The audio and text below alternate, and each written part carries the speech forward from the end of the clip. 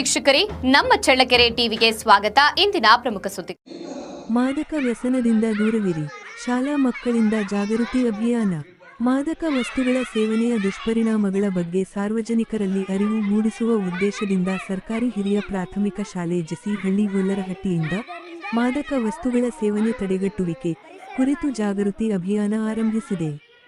ನಮ್ಮ ಸಂಕಲ್ಪ ಆರೋಗ್ಯಕರ ಜೀವನ, ಉತ್ತಮ ಭವಿಷ್ಯ ಎಂಬ ಧ್ಯೇಯದೊಂದಿಗೆ ನಡೆಸಲಾಗುತ್ತಿರುವ ಈ ಅಭಿಯಾನದಲ್ಲಿ ಮಾದಕ ವಸ್ತುಗಳ ಸೇವನೆಯಿಂದ ದೈಹಿಕ ಹಾಗೂ ಮಾನಸಿಕ ಆರೋಗ್ಯ ಹದಗೆಡುವುದು, ಕುಟುಂಬದಲ್ಲಿ ಕಲಹ ಉಂಟಾಗುವುದು, ಆರ್ಥಿಕ ಸಂಕಷ್ಟ ಎದುರಾಗುವುದು, ಅಪರಾಧ ಚಟುವಟಿಕೆಗಳಲ್ಲಿ ತೊಡಗುವ ಸಾಧ್ಯತೆ ಹೆಚ್ಚುವುದು ಹಾಗೂ ಸಮಾಜದಲ್ಲಿ ಗೌರವ ಕಳೆದುಕೊಳ್ಳುವಂತಹ ದುಷ್ಪರಿಣಾಮಗಳ ಕುರಿತು ಜನರಿಗೆ ಶಾಲೆಯ ಶಿಕ್ಷಕ ಚಿತ್ತಯ್ಯ ಮಾಹಿತಿ ನೀಡಿದ್ದಾರೆ.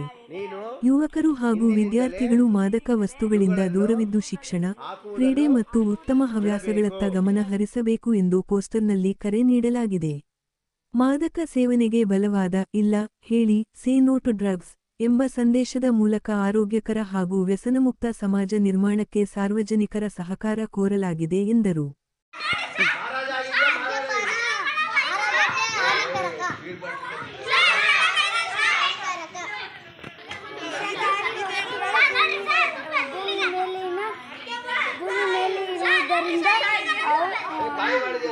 ಪರಿಸರ ಮಾಲಿನ್ಯಗೊಳ್ಳುತ್ತಿದೆ. ವಸ್ತುಗಳು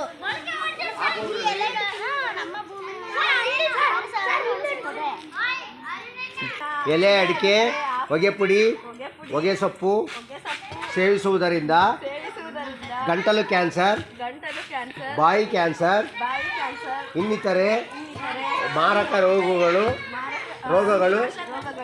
ಬರುತ್ತವೆ. ಆದ್ದರಿಂದ ನೀನು ಇಂದಿನಿಂದಲೇ ಇವುಗಳನ್ನು ಹಾಕುವುದನ್ನು ಬಿಡಬೇಕು. ಬಿಡ್ತಾನ ಆರೋಗ್ಯಕ್ಕೆ ಹಾನಿಕರ.